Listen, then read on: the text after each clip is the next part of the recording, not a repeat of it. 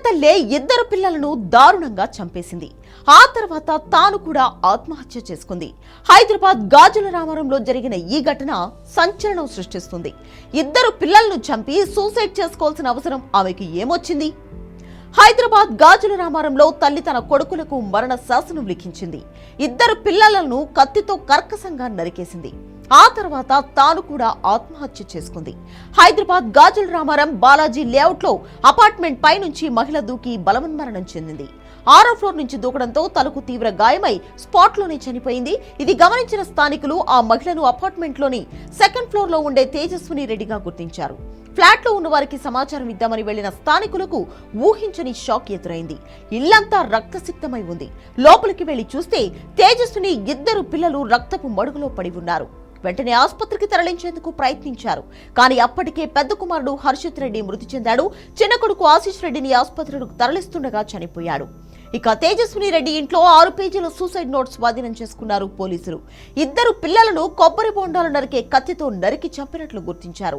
Kitchen లో ఒకరిని, హాల్లో ఒకరిని నరికేసింది. ఆపై తాను 6వ ఫ్లోర్ కి చేరుకుని దూకి ఆత్మహత్య చేసుకుంది.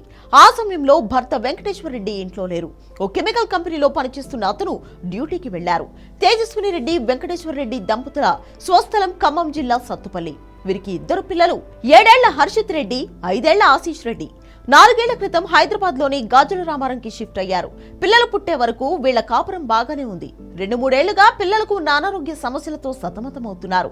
ఇద్దరు పిల్లలకు శ్వాసకోశ సంబంధిత వ్యాధులు ఉన్నట్లు చెబుతున్నారు కుటుంబ సభ్యులు. పిల్లలకు ప్రతి 3-4 గంటలకు ముక్కులో డ్రాప్స్ వేస్తే కానీ శ్వాస తీసుకోలేని పరిస్థితి ఉందని చెబుతున్నారు. దీనికి తోడు తేజస్విని కూడా డిప్రెషన్ లోకి వెళ్ళింది. పిల్లలు స్కూల్ కి, భర్త డ్యూటీకి వెళ్తుండడం, ఇంట్లో తాను మాత్రమే ఒంటరిగా ఉంటూ కుటుంబ సమస్యల గురించి ఆలోచిస్తూ మానసిక ఒత్తిడికి లోనైందని అంటున్నారు. ఇక తేజస్విని రెడ్డి రాసిన సూసైడ్ నోట్లోనూ ఇదే విషయాలను ప్రస్తావించినట్లు చెబుతున్నారు పోలీసులు. నోట్లో ఉన్న అంశాల ఆధారంగా భర్త వెంకటేశ్వర రెడ్డితో పాటు కుటుంబ సభ్యులను విచారించారు.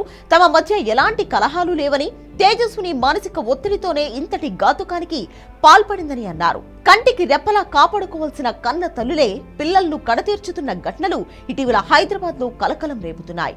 ఆర్థిక ఇబ్బందులు, ప్రేమ వ్యవహారం, భార్యాభర్తల మధ్య విభేదాలు, వివాహేతర సంబంధం, ఆరోగ్య సమస్యలు, ఇలా కారణాలు ఏవైనా పిల్లలు వాటికి బలవుతున్నారు.